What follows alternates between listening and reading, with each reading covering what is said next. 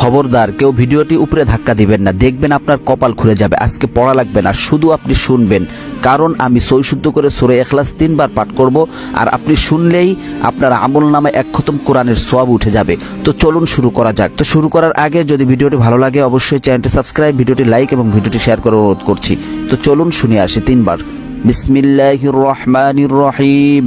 قل هو الله أحد الله الصمد لم يلد ولم يولد ولم يكن له كفوا أحد بسم الله الرحمن الرحيم قل هو الله أحد الله الصمد لم يلد ولم يولد ولم يكن له كفوا أحد بسم الله الرحمن الرحيم قل هو الله أحد الله الصمد لم يلد ولم يولد ولم يكن له কুফুয়ান আহাদ।